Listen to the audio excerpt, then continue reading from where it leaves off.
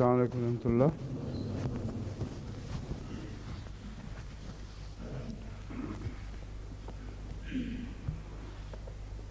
सूरह निसा की अब ये चौथी आयत है जिस पे आज दर्स शुरू होगा। औज़ु बिल्लाहि मिनश शैतानिर रजीम, बिस्मिल्लाहिर रहमानिर रहीम। व इन खिफ्तुम अल्ला तुक़सितू फिल यतामा फन्किहू मा ताब लकुम मिनन निसाए मसना व सुलासा व रुबा फ़इन खिफ्तुम अल्ला तादिलू फ़वाहिदतन औ मा मलकत ऐमानुकुम ज़ालिका अदना अल्ला तऊलू।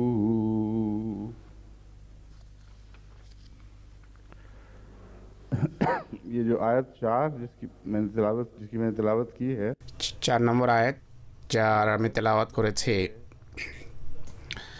তা এমন অনেক বিতর্কের দাবি রাখে যা বা আলোচনার দাবি রাখে যা যথেষ্ট সময় সাপেক্ষ। একাধিক বিয়ের অনুমতি আছে বলে মনে হয় এই আয়াতে, কিন্তু এর সাথে কিছু শর্ত যুক্ত করা হয়েছে। একাধিক বিয়ের যে ইসলামিক অনুমতি রয়েছে সে সম্পর্কে পাশ্চাত্যের বিশেষ করে পাদ্রীদের পক্ষ থেকে সবচেয়ে বেশি আক্রমণ হয়েছে, আর ভারতের খ্রিস্টানদের পক্ষ থেকে এই আয়াতের বিষয়বস্তুকে তির্যক সমালোচনার লক্ষ্যে পরিণত করা হয়েছে। তাই বিস্তারিত কিছু আলোচনা করা প্রয়োজন। আজকে হয়তো শেষ হবে না এই আলোচনা, কিন্তু এটি এমন একটি বিষয় যা সকল দিক থেকে আলোচিত হওয়া দরকার।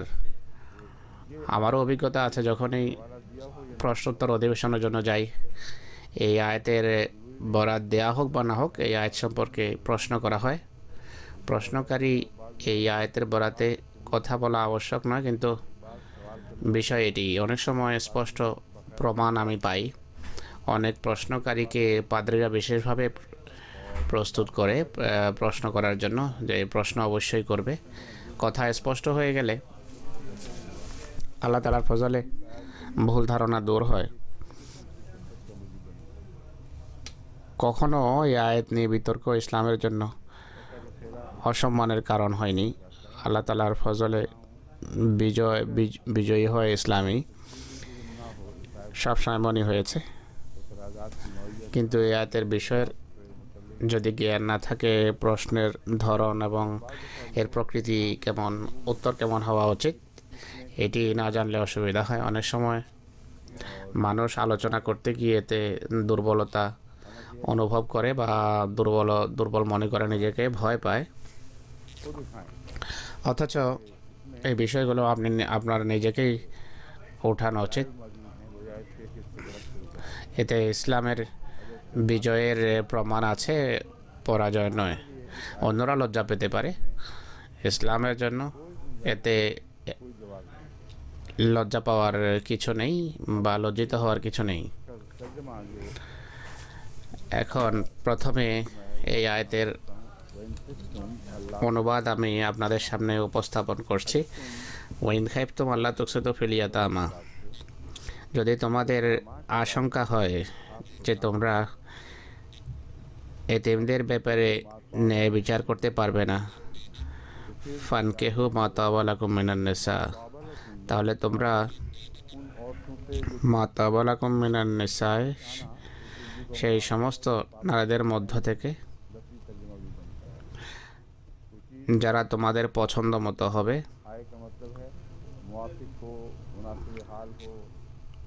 অর্থাৎ তোমাদের সাথে সামঞ্জস্যপূর্ণ যারা হয়, যাদের ভালো লাগে, মন মানসিকতার দিক থেকে যাদের মেয়ের সাথে মেল খুঁজে পাও, এগুলোকে বলা হয় পছন্দ মতো। মা তাবার এটি অর্থ আরবিতে। নারীদের মধ্য থেকে যারা পবিত্র, যারা উত্তম, তোমাদের সাথে যাদের মন মানসিকতার মিল থাকে, এমন মহিলাদের কে বিয়ে করো, মাসনা ওয়া সুলাসা ওয়া রুবা, দুজন বা তিনজন বা চারজনকে। ফাইন খেফতুম, এটি ইনখেপ্তমের পুনরাবৃত্তি হচ্ছে। প্রথমে একটি এক ভয়ের কারণে অনুমতি দেয়া হয়েছে, এখন আরেকটি ভয়ের কারণে অনুমতি প্রত্যাহার করা হচ্ছে। এটি আশ্চর্যজনক একটি কথা বলার কোরআনের রীতি। এটি যদি ভালোভাবে না বোঝেন বিষয়টা বুঝতে পারবেন না। এই রহস্যকে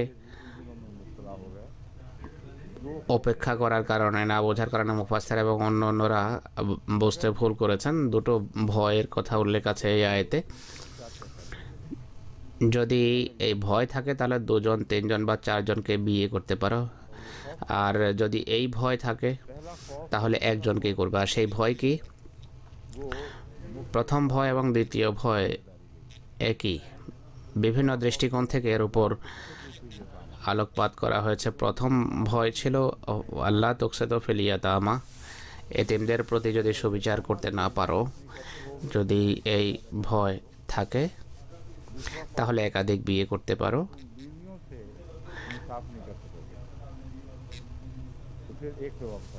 দ্বিতীয় ভয় হলো যদি স্ত্রীদের সাথে সুবিচার করতে না পারো। এতিমদের অধিকার প্রদানের নামে মহিলাদের উপর জুলুম করার অনুমতি নেই। যদি আত্মরক্ষার উদ্দেশ্যে করো ঠিক আছে, একাধিক করতে পারো, কিন্তু তাদেরকে তোমরা নিজের মহান উদ্দেশ্যের নামে তাদের অবজ্ঞা করা যাবে না। তোমাদের কাজ হলো ইনসাফ করা, তাদেরকে কোরবানির বকরা বানানো যাবে না। এই দুটো ভয়ের মাঝে বিষয় বর্ণিত হচ্ছে এই আয়াতে। ফাইন খেফতুম আল্লাহ তাদেলু, যদি ভয় থাকে যে তোমরা ইনসাফ করতে পারবে না তাহলে ফাওয়াহিদাতান, তাহলে একজন, কেবল একজনকে করবে। আও মা মালাকাত আইমানুকুম, অথবা তোমাদের দক্ষিণ হস্তের যারা অধিকারভুক্ত হয়েছে তাদের অধিকারভুক্তগণকে বিবাহ করো। সেই সমস্ত যুদ্ধবন্দীরা যারা যুদ্ধের সময় হস্তগত হয়েছে। জালেকা আদনা আল্লাহ তাওলু, এটি তোমাদের অবিচার না করার বেশি নিকটবর্তী বিষয়, অর্থাৎ তোমরা সুবিচারের কাছাকাছি এসে যাবে। এর ফলে তোমরা এটি নিরাপদ বিষয়। স্মরণ রেখো, একাধিক বিয়ের অনুমতি অবিচারের ভয়ে দেয়া হয়েছে। এই অবিচারের এই ভয় অন্য অবিচারের দিকে যেন তোমাকে পরিচালিত না করে। যে উদ্দেশ্যে অনুমতি দেওয়া হয়েছে সেই উদ্দেশ্যকে জলাঞ্জলি দিবে, এর অনুমতি দেওয়া যায় না। তাই জালেকা আদনা আল্লাহ তাউলু, একজনই ঠিক আছে। এক বিয়ের ক্ষেত্রে অন্যায় করার বা অবিচারের আশঙ্কা কমে যায়। অবিচার বা অন্যায় ব্যবহার একজনের সাথেও করা হয়, প্রত্যেকদিন এমন অভিযোগ আসে। কিন্তু এই যে অন্যায় এবং অবিচারের যে দ্বিতীয় দিক, দুই মহিলার মাঝে ব্যবহারের ক্ষেত্রে যে অন্যায়, এটি স্বাভাবিক বিষয়। এটি থেকে বাঁচার সর্বোত্তম উপায় হলো এক বিয়ে করো। এটি হলো এই আয়াত এবং আয়াতের প্রতিপাদ্য বিষয় যা আমি আপনাদের সামনে স্পষ্ট করলাম। এখন এই বিতর্ক আসবে যে এটি কি অনুমতি নাকি নির্দেশ। বিভিন্ন সময় আমি আমার প্রশ্নোত্তর অধিবেশনের কথা স্পষ্ট করেছি যে এটি একটা স্বীকৃত রীতি এবং অভ্যাসের দিকে ইশারা করে সংখ্যা কমানো হয়েছে। এর অর্থ এই নয় যে যুদ্ধে ইয়েতিম, এটি এমন নয় যে যুদ্ধের ফলে মানুষ এতিম হয়ে গেছে, বিধবা হয়ে গেছে, তাই বিয়ের অনুমতি দেওয়া হয়েছে। আর আরবদের রীতি এক বিয়েরই ছিল, আর আহলে কিতাবের এক বিয়ে করার রীতি ছিল, এমন নয়। সেই যুগেও আরবরা শত শত বিয়ে করত। আর क्योंकि बाद মুশরিক বা পৌত্তলিক আফ্রিকায় আজও কোনো নিষেধাজ্ঞা নেই, বরং মুসলমান আফ্রিকাতেও এই রীতি অনুপ্রবেশ করেছে। কোনো কোনো জায়গায় শত শত বিয়ে করে। ज़्यादा करना दौलत की इलाम বিয়ে বিয়ে শাদী করা আসলে সম্পদের লক্ষণ হিসাবে কোনো জায়গায় এবং উপার্জনের ভালো মাধ্যম এটি। के बाद ऐसे हैं जिनकी वजह से एक से ज़्यादा शादियाँ करना उनके मर्दों के फ़ायदे में जाता है। একাধিক বিয়ে করা সেখানে পুরুষদের স্বার্থে যায়। প্রধানত বেশিরভাগ কাজ মহিলারা করে। हाँ আর काटती हैं, बीज খেতে लगाती हैं, हल चलाती ঘাস ইত্যাদিও তারা কাটে, हैं, बच्चे पैदा আর ধান রোপণ করে, में डाल के ফসল কাটে, साथ वो खेती बाड़ी भी বাচ্চা প্রসব করেন, और फिर পিছনে ঝুলিতে বাচ্চাকে ঝুলিয়ে, আর ऐसी बीवी ফসল কাটে, তারপর ফসল বাজারেও বিক্রি করে। এমন স্ত্রী বোঝা নাকি সম্পদ। পুরুষ অকর্মণ্য হয়ে ঘরে বসে যায়, আর স্ত্রীরা আর উত্তরাধিকারও মানুষ মহিলাদেরই পায়। मामों का भी सब आता অর্থাৎ মহিলার পক্ষ থেকে है हाल रिवाज कि अगर মামুর আমার উত্তরাধিকারে এটি অদ্ভুত রীতি, बच्चे मुस्लिम कहेंगे কিন্তু এই রীতি আছে। মামা যদি মারা যায় তাহলে বোনের ছেলেরা সেখানে উত্তরাধিকারী হয়। এটা কথা প্রসঙ্গে আমি বললাম আর কি। महज এমন সামাজিক প্রচলনে जो रिवाज শুধু मुतल्लक हैं वो पेशे नज़र नहीं দাম্পত্য জীবনের সাথে সম্পর্কযুক্ত যেই জৈবিক চাহিদা আছে সেই একমাত্র উদ্দেশ্য নয়। दरअसल और भी बहुत सी मनफतें हैं जिन रिवाजों के আরও অনেক উপকারিতা এই সামাজিক প্রচলনের মাঝে নিহিত। এই রীতি অনেক পুরনো। আরবদের মাঝে রীতি ছিল, আর আরব সমাজের जायज़ शादी এটি বদ্ধমূল রীতি ছিল। ज़्यादा शादी তাই এটি একাধিক বিয়ের নির্দেশ নয়, বরং একাধিক বিয়েকে সীমাবদ্ধ করার নির্দেশ। এই উত্তর আমি সবসময় আত্মরক্ষামূলকভাবে নয়, বরং এটিকে বাস্তবতা হিসেবেই আমি এই উত্তর দিয়ে থাকি। অনেক সময় একাধিক বিয়ের প্রয়োজন হয় আর তার অনুমতি থাকা উচিত। मुक़य्यद कर दिया था ইসলাম একাধিক বিয়েকে চারের ভিতর সীমিত রেখেছে। इसको চারের মাঝে इस इजाज़त को वापस সীমিত করার পর अगर इंसाफ এই অনুমতি প্রত্যাহার করেছে যদি কেউ সুবিচার করতে না পারে। इस्तेमाल बहुत ही महदूद कर दिया गया তো কার্যত এর ব্যবহারকে সীমিত করেছে ইসলাম। एक से ज़्यादा शादियाँ करे কেউ नफ्स की खातिर এর প্রকৃত মর্ম সামনে রেখে একাধিক বিয়ে করুক বা কামনা বাসনা বশবর্তী হয়ে করুক সেটি ভিন্ন বিষয়। কোরআনের নির্দেশ অবিকল তাই, যা আমি আপনাদের সামনে তুলে ধরেছি। तरीन मुख्तलिफ मुख्तलिफ এখন मोतरजीन বিভিন্ন মুফাসের, भाइयों में से भी हैं পাশ্চাত্যের ধর্মযাজক, उनके हवाले से আপত্তিকারী ইউরোপিয়ান এবং আর্যদের রেফারেন্সের বরাতে এই বিষয় সম্পর্কে আমি এখন बाद अल्फाज আলোচনা করব। फसाता কিছু শব্দের আভিধানিক বিতর্ক হবে। और इंसाफ কাসাদা, কিস্তন, আদল এবং ইনসাফ, अल्फाज সুবিচার। বিলকিত শব্দ ব্যবহার হয় সুবিচারের জন্য। ওয়াইন হাকামতা ফাহকুম বাইনাহুম বিল কিসত, যখনই শাসন করো বা সিদ্ধান্ত করো, রাজত্ব বা সিদ্ধান্ত, ইনসাফের বা ন্যায় বিচারের ভিত্তিতে সিদ্ধান্ত করো। অত্যাচারীকে কাসেদ বলা হয়, অবাধ্যতাকারীকে কাসেদ বলা হয়। আমাল কাসেতুন ফাকানু লিজাহান্নামা হাতাবা, और नाफरमानी करने वालों के ताबिक জালেম जहन्नम অত্যাচারী এবং অবাধ্যদের যতটুকু সম্পর্ক আছে জাহান্নাম, जलने की जगह बनेगी তারা জাহান্নামের ইন্ধন হবে। হাতাব বলা হয় ইন্ধনকে। जहन्नम में जलेंगे मुआरा ही होगा অর্থাৎ তারা জাহান্নামে জ্বলবে, তারা জাহান্নামের ইন্ধন হবে। আকসাতা, अब ये अरब ইনসাফ করা, ন্যায় বিচার করা, সুবিচার করা। बयान है कि 1 लाख को আরবি साल में ले जाते हैं तो उसका ভাষার রীতি হলো এক শব্দ যদি ফাল ভাবে নিয়ে যাওয়া হয় বিপরীত অর্থ দেয়। কাসাতার অর্থ হলো জুলম করা, অন্যায় করা। কাসেত একসাথ এফালে যখন যায় তখন একসাথ অর্থাৎ সুবিচার করা। আকসাতা ফিহে ওয়া ইলাইহে এর অর্থ হলো ইনসাফ বা সুবিচার।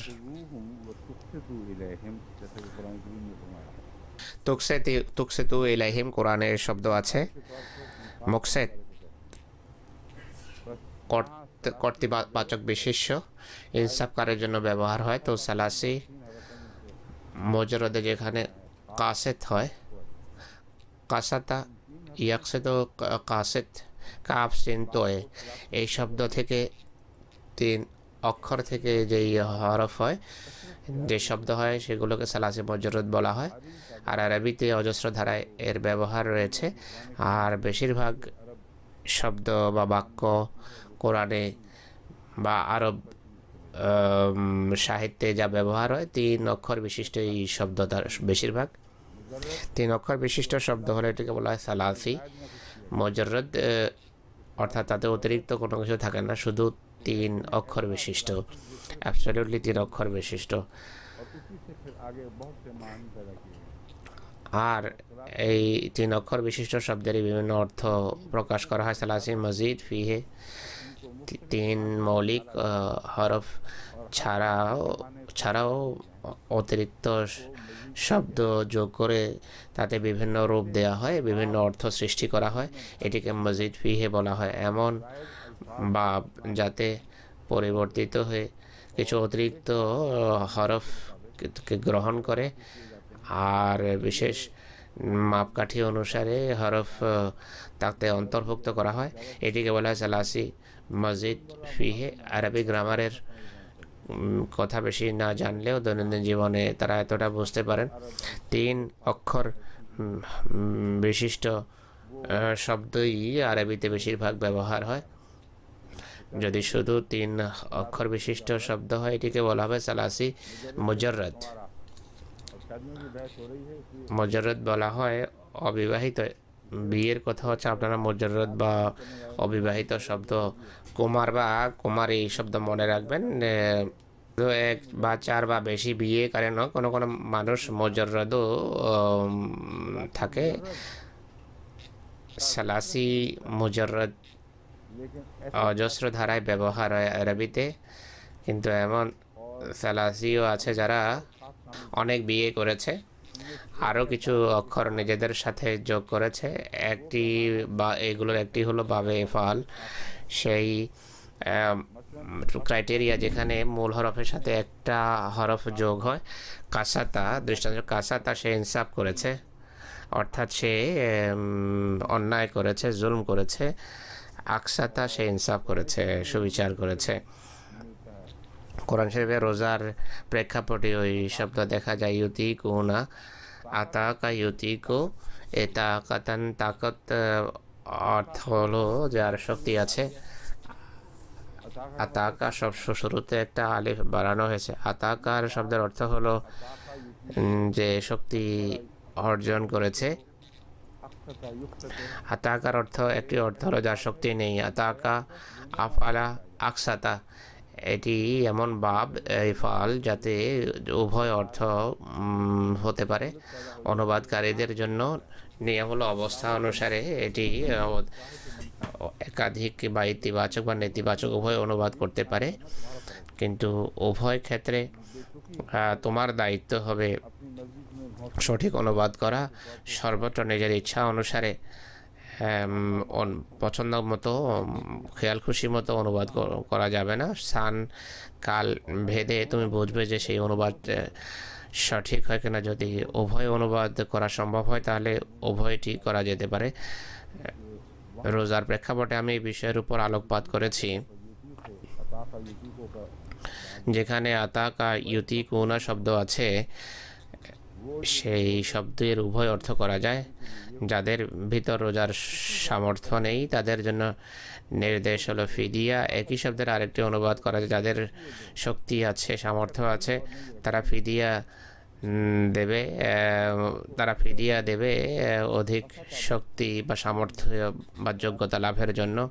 তো কাসাতাও সেই ধরনেরই একটি শব্দ, বা বেফালে যখন ব্যবহার হয় তখন এর অর্থ অন্যায় নয়, বরং ন্যায় পরায়ণতার অর্থ হবে। আল্লাহ তাআলা বলছেন, আল্লাহ তুকসেতু ফিলিয়াতামা লা তুকসেতু ফিল আরদ, অর্থাৎ আকসাদা সে ইনসাফ করেছে, সে সুবিচার করেছে। তুকসেতু তোমরা সুবিচার করো, ন্যায় বিচার করো। অতএব এখানে সূরা নিসার 4 নম্বর আয়াতে বলা হচ্ছে যে যদি আশঙ্কা হয় যে তোমরা এতিমদের ব্যাপারে ন্যায় বিচার করতে পারবে না, মকসেদ কর্তৃবাচক বিশেষ্য, মকসেদ যে ইনসাফের উপর চলে, ইন্নাল্লাহ ইউহিব্বুল মুকসিদিন, কোরআন শরীফে আছে সূরা মায়েদাতে, আল্লাহ তাআলা ন্যায়শীলদের বা সুবিচারকারীদের পছন্দ করেন। তা আবার অনুবাদ আমি পূর্বেই বলেছি, বিভিন্ন অনুবাদ এই শব্দের লেখা আছে এখানে। একটি হলো পছন্দনীয় হওয়া, আর কোনো কিছু যদি তোমার ভালো লাগে, তা আবার একটা অর্থ হলো আনন্দে দেয়া, এর একটি অর্থ, তা আবার একটি অর্থ হলো আনন্দ। তুবা লাহুম ওয়া হুসনু মাআব, তুবা এবং তাবা একই অর্থ রাখে।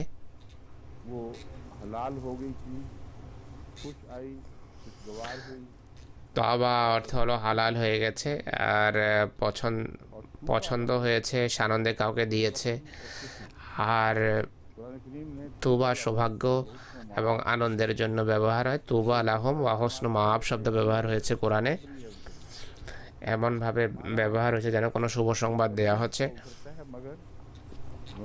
এর অর্থ শুভ সংবাদই, কিন্তু এর অর্থ হলো তাদের জন্য সেটি আনন্দের কারণ হবে, বড় সুন্দর পরিবেশ হবে।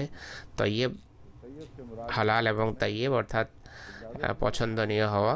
তৈয়বের অর্থ শুধু অনুমতি নয়, বরং পছন্দনীয় খাদ্য, যার সুগন্ধ, সৌরভ সবই ভালো, যা চিত্তাকর্ষক হয়ে থাকে, যা মন চায় তা খাও, তোমার পছন্দ যা তা খাও। কুলু মিনাত তাইয়্যিবাতি মা রাযাকনাকুম, তোমরা মোমেনদের জন্য শুধু হালাল খাওয়ারের নির্দেশ নয়, বরং তাইয়্যিবাত খাওয়ার শিক্ষা রয়েছে। তাদের পদমর্যাদাকে উন্নীত করা হয়েছে, তাদের প্রত্যাশা অনুসারে তাদের খাবার উন্নত হয়ে থাকে, সুন্দর, পবিত্র, কল্যাণকর, উপকারী, সব তৈয়ব। তাবা লাকুম মিনান নিসায়ে, এর অর্থ হবে সেই সমস্ত মহিলা যাদের ভিতর বিভিন্ন গুণাবলী থাকে, যাদের আসলে ঘরে আনন্দঘন পরিবেশ সৃষ্টি হয়, পরিবেশ নষ্ট না হয়, তোমাদের রুচি সম্মত, যারা নেক ফিতরতের, শুধু স্ত্রী নয় বরং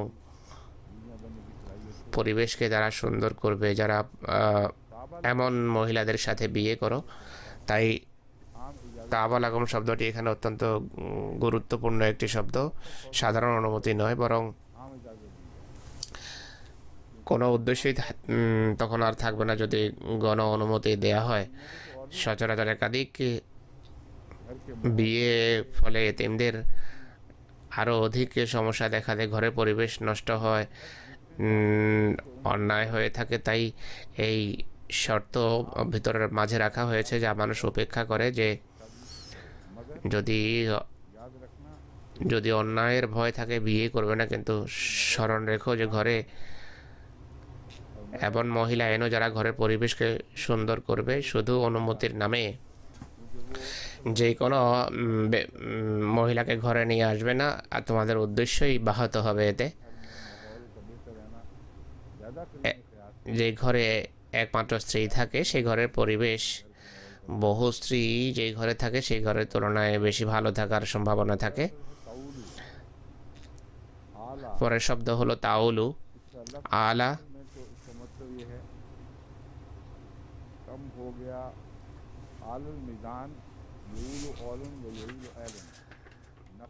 আলা কম হয়ে গেছে, আলাল মিজান, ইয়াউলু আওলান নাকাসা जुल्म के रास्ते की चीज रख ली गई उसको ওয়াজারা, যে কোনো কিছু কম হয়েছে, অন্যায় হয়েছে। আলা ইয়াউলু শব্দ থেকে এটি উদ্ভূত।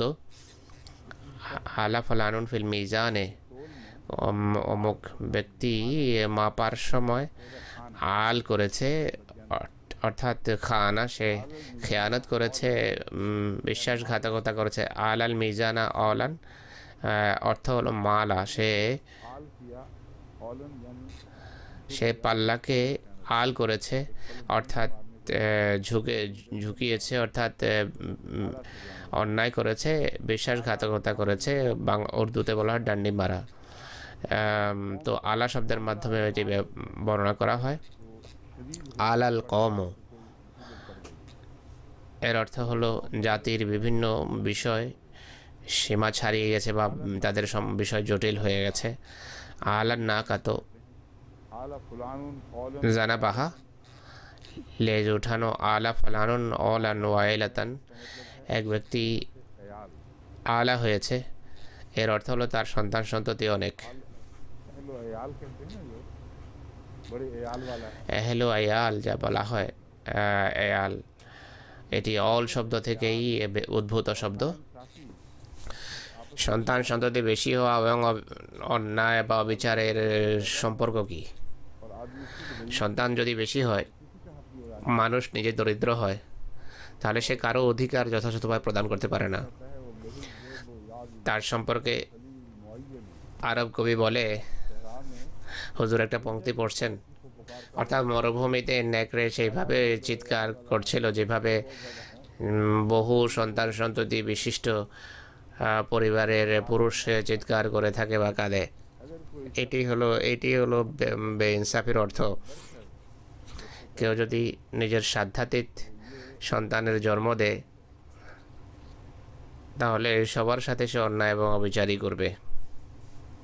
आगे आला का एक माना है आला सबरुहु व ईला सबरुहु আলা সাবরুহু ইলা সাবরুহু वहुव मऊल গালাবা ওয়াফতাকারা ওয়াহুয়া মাউল बुकाए রাফা সাউতাহু বিল বুকায়ে, এমন ব্যক্তি और वो যার ধৈর্যের বাঁধন ভেঙে যায়, সে উচ্চ স্বরে জোরে জোরে বিলাপ আরম্ভ করে। इन सब मानों को पेश नजर रखते हुए वो तर्जुमा এই সকল অর্থ সামনে রেখে ऊलू অনুবাদ হবে আল্লাহ তাউলু फैन सिस्टम अल्लाह ताजहू फवाहिद ফাইন খেফতুম আল্লাহ তাআদলু ফাওয়াহিদা अदना अल्लाह আও মা মালাকাত আইমানুকুম যালিকা আদনা। আল্লাহ তাউলু, কোন কোন ইমামের অর্থ করেছেন इन बहुत ज़्यादा बच्चे में पैदा करते हैं बहुत ज़्यादा যে তোমরা অনেক বড় পরিবার বানাবে না, এটি একটি অনুবাদ করেছে। কিন্তু আরেকটি কিন্তু পরিস্থিতি এবং প্রসঙ্গ অনুসারে অর্থ এটি হবে लेकिन कम होगा যে তোমাদের স্ত্রী যদি একজনই হয় তাহলে অন্যায়ের আশঙ্কা কমে যাবে আর হাহুতাশের আশঙ্কাও কমে যাবে, তোমাদের বিলাপ কান্নাকাটির আশঙ্কাও কমে যাবে। একাধিক বিয়ে যদি করো আর তা বা শর্ত যদি মেনে না চলো, সুবিচার না করো, ঘরের শান্তি নষ্ট হবে। প্রতিদিন এই ঘরেও জুতার বাড়ি খাবে আর ওই ঘরেও, তখন তোমার হাহুতাশ কোনো কাজে আসবে না। তাই বিয়ে খুব সুখের বিষয় নয়, এটি দায়িত্বের ব্যাপার, की बात है इसमें ज़रा से भी ठोकर खाई অনেক বড় দায়িত্বের কথা বলা হচ্ছে। যদি এক্ষেত্রে হোঁচট খাও তাহলে সমস্যায় লিপ্ত হবে, স্মরণ রেখো। लिखान अरब में वो मैंने कहा था ना ज़्यादा अयाल वाला ये आता है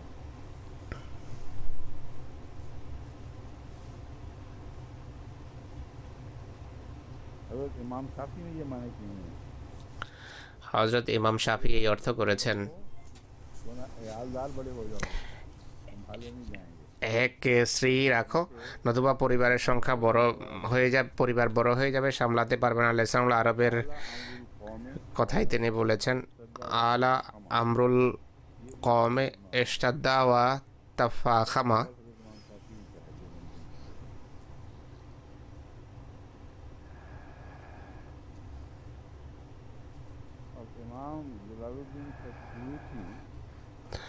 ইমাম জালালউদ্দিন সৈয়দী সাহেব বলছেন, এই আয়াত সম্পর্কে বিভিন্ন মতামত এবং বিভিন্ন প্রেক্ষাপট তুলে ধরছি। তার মতে একরামা বলেন, কোরাইশের অভ্যাস ছিল যার তত্ত্বাবধানে ইয়েতিম মহিলা ও বাচ্চারা থাকতো, নিজের সম্পদ শেষ হওয়ার পরে এতিমদের সম্পদ খরচ করা আরম্ভ করতো। সে কারণে এই আয়াত নাজাল হয়েছে। অদ্ভুত ধারণা এটি। বিভিন্ন তফসিরে এমন ধারণা দেখা যায়, এত বেশি দেখা যায় যে আশ্চর্য হতে হয়। এমন শানে নজরুল বর্ণনা করছেন যা গ্রহণযোগ্যই নয়। এটি বলছেন, এতিমদের মা বা এতিম মেয়েদের সাথে বিয়ে করতো আরব। একাধিক বিয়ে হতো। তাদের নিজেদের সম্পদ যখন শেষ হয়ে যেত, এদের সম্পদ ভক্ষণ করা আরম্ভ করত। এটি এমনিতেই বাজে বাজে কথা। যে জালেম হয় সে এত তো অপেক্ষা করে না। এটি কাল্পনিক কথা বানিয়েছেন। এই আয়াতের প্রসঙ্গের সাথে এর কোনো সম্পর্কই নেই। আসলে যুদ্ধের প্রেক্ষাপটে একটি কথা বলা হচ্ছে, যুদ্ধের সময় দাসীদের সংখ্যা বেড়ে যাওয়া, ইয়েতিম মেয়ে এবং বিধবাদের সংখ্যা বেড়ে যাওয়া, এমন এতিম মেয়েদের কথা বলা হচ্ছে যাদের পিতামাতা সম্পদশালী ছিল। আর পিতামাতা তো এমনিতেই বলেছে, আসলে পিতার সম্পদশালী ছিল, যুদ্ধে শহীদ হয়ে গেছে। তাদের সাথে বিয়ের প্রেক্ষাপটে এই আয়াতের কথা বলা হয়েছে। এমন মেয়েদেরকে কারো তত্ত্বাবধানে দেয়া হতো। এমন পরিস্থিতিতে তত্ত্বাবধান ছাড়া কাউকে রাখা সম্পূর্ণভাবে অনুচিত। এই আয়াত তত্ত্বাবধানের ক্ষেত্রে শুধু সেই সমস্ত মেয়েদের ক্ষেত্রে প্রযোজ্য যাদের মায়েরা মারা গেছেন। এমন ক্ষেত্রে তাদের দেখাশোনার জন্য কোনো কর্তৃত্ব নিযুক্ত করা, কাউকে কর্তৃত্ব দেওয়া উচিত, দায়িত্ব দেওয়া আবশ্যক। এর প্রয়োজন এখনও অনুভব হয়। রাবুয়াতে আমি নির্দেশ দিয়েছি যে এমন মানুষ যাদের ঘরে নিগরান নেই, তত্ত্বাবধান নেই, যাদের দেখাশোনার কেউ নেই, বুজুর্গ আনসারদের সেখানে ডিউটি লাগানো উচিত জামাতের নিজামের পক্ষ থেকে, যে এই সমস্ত ঘরের দেখাশোনা করুন, জিজ্ঞেস করুন কোনো প্রয়োজন আছে কি না, আর বাচ্চাদের অবস্থা, স্বাস্থ্য ইত্যাদি কেমন, এর উপর দৃষ্টি রাখুন। আপনাদের দৃষ্টির বাইরে যেন বিষয় না থাকে। শুধু কেউ তত্ত্বাবধান নেই, এই কারণে তত্ত্বাবধায়ক না থাকার কারণে এমন সমস্যার কারণ হতে পারে যা সমাজ সামলাতে পারবে না। তাই এই তত্ত্বাবধান একটি দায়িত্ব। কোনো ওরিয়েন্টালিস্ট, যাদের কথা আমি পরে বর্ণনা করব, তারা অজ্ঞতা প্রসূত হামলা করে ইসলামের উপর। ইসলামে এরা বলে যে, ইসলাম নাকি বলে যে কোনো মহিলাকে বিশ্বাসই করা যায় না, বিশ্বাস করার সুযোগ নেই কোনো মহিলাকে। কোনো মহিলা নাকি নিজেকে সামলাতে পারে না। তাই নাকি ইসলাম এই শিক্ষা দিয়েছে যে ইয়েতিম মেয়ে আসলে অবশ্যই তার কারো তত্ত্বাবধানে নিতে হবে। এটি মিথ্যা কথা। এটি যুদ্ধের বিশেষ পরিস্থিতির কথা হচ্ছে। এছাড়াও এতিম থেকে থাকে সমাজে, এছাড়াও এতিম মেয়েরা থেকে থাকে সমাজে। ইসলাম কোথায় এই কথা বলেছে যে সমস্ত বাচ্চাদের, ছেলে মেয়েদের পিতা মারা যায় তাদেরকে তাৎক্ষণিক কারো হাতে তুলে দাও? এটি অজ্ঞতাপূর্ণ কথা। আয়াতের সাথে কোনো সম্পর্ক নেই। এখানে নির্ভরযোগ্যতা, বিশ্বস্ততার কথাই হচ্ছে না। বিষয় হচ্ছে ন্যায় বিচারের বা অবিচারের প্রত্যেক সেই অনুবাদ যা ইনসাফ এবং ন্যায় এবং অন্যায়ের বিষয়টি সামনে রাখবে। প্রত্যেক তাফসীর যা এই দিকটা উপেক্ষা করে এই আয়াতের কোনো অর্থ করবে তা সঠিক না। বিষয় তো স্পষ্ট যে দুটো শিরোনাম এখানে উল্লেখ করা হয়েছে, একটি আয়াতের ডানে, একটি আয়াতের বামে। আদল সুবিচার, আদলের বা সুবিচারের ভিত্তিতে কাজ করতে হবে, সুবিচারের ভিত্তিতে তোমাকে বিরত হতে হবে। আদল এবং সুবিচারের কথা হচ্ছে, তাই বিধিনিষেধ আরোপিত হচ্ছে। কোরআনের ভাষা থেকে স্পষ্টভাবে বোঝা যায় যে একাধিক বিয়ের প্রবণতা যত বাড়বে, আদল বা ন্যায় বিচারের অভাব বা অবিচারের আশঙ্কা দেখা দেবে। চারের যে সীমা, তাদের জন্য যাদেরকে আল্লাহ তাআলা অসাধারণভাবে ইনসাফের বৈশিষ্ট্য দিয়েছেন, এই কারণে রাসূলুল্লাহ ব্যতিক্রম। তার আশ্চর্যজনক আদেল বা ন্যায় বিচারক হওয়ার কারণেই অনুমতি দেওয়া হয়েছে। তার অন্যায় করার কোনো আশঙ্কা নেই। প্রয়োজন অনুসারে, যদি প্রয়োজনের তাগিদে একাধিক বিয়ে যদি করতে হয়, তার জন্য আবশ্যক ইনসাফের উপর প্রতিষ্ঠিত থাকা, ইনসাফের দাবি পূরণ করা, এই কথা বলা হচ্ছে। তাই চারের একটা সীমা বেঁধে দেওয়া হয়েছে। সাধারণ মানুষের মাঝে চারের অধিক বিয়ে করে সুবিচার বা ইনসাফ করার সম্ভাবনা সুদূর পরাহত একটি বিষয়। তাই নির্দেশ যা দেয়া হয়েছে তা হলো আজকের পর চারের অধিক বিয়ে করবে না, এটি একটি সীমাবদ্ধ করা হচ্ছে, অনুমতি নয়। আরবদের মাঝে চারের অধিক বিয়ের প্রচলন ছিল। সম্পদশালীরা অগণিত বিয়ে করত, শত শত পর্যন্ত পৌঁছে যেত সংখ্যা। তো এমন ক্ষেত্রে, এমন পরিবেশে অনুমতির অর্থ কী?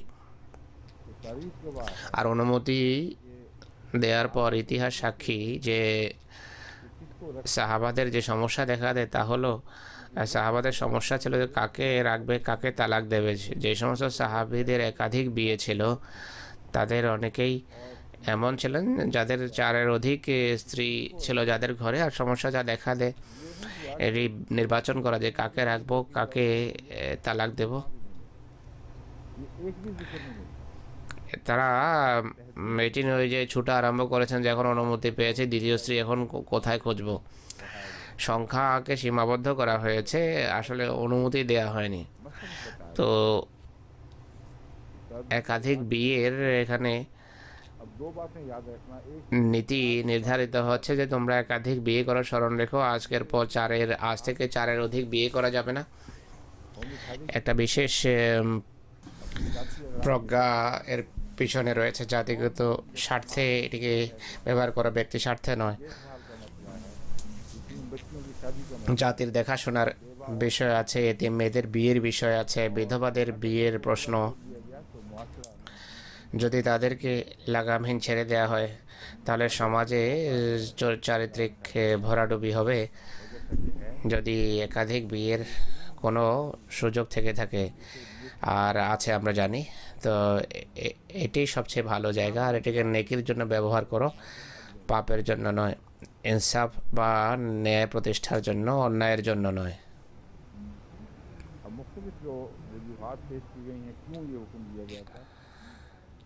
এ নির্দেশ কেন দেওয়া হয়েছে, বিভিন্ন কারণ উল্লেখ করা হয়েছে। হযরত ইবনে আব্বাস এর সাথে একটি কথাকে যুক্ত করা হয়েছে। তিনি নাকি বলেছেন যে পুরুষকে 4 বিয়ে পর্যন্ত সীমাবদ্ধ রাখা এতিমদের সম্পত্তির হেফাজতের জন্য। এতিমদের সম্পত্তির হেফাজতের উদ্দেশ্যে এই নির্দেশ দেওয়া এটি সঠিক নয়। কেননা কোরআন শরীফে অন্যায় অবিচারকে প্রতিহত করার প্রেক্ষাপটে এই নির্দেশ দেওয়া হয়েছে। প্রত্যেক সেই অবস্থা যাতে তোমাদের অন্যায় করার আশঙ্কা থাকে, সেক্ষেত্রে অনুমতি আছে। শুধু এতিমদের সাথে বিয়ের প্রশ্ন নয়, এতিমদের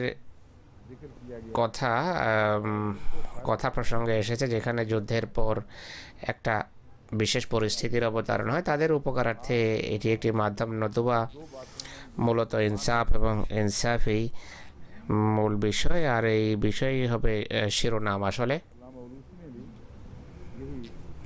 আল্লামা আলুসিও দুর্রে মনসুরের কথাই লিখেছেন। दुर्रे मंसूर में दुर्रे मंसूर जिल्द 2 দুর্রে মনসুর पर দ্বিতীয় খণ্ড পৃষ্ঠা 118-তে ইমাম জালালউদ্দিন সৈয়দি সাহেব के बाद একরামার রওয়ায়েত এনেছেন। তারপর হযরত ইবনে আব্বাসের কথা বলতে গিয়ে তিনি বলেন যে रूल 4 বিয়ে পর্যন্ত সীমিত রাখা এতিমদের সম্পত্তির হেফাজতের জন্যই এ নির্দেশ দেওয়া হয়েছে।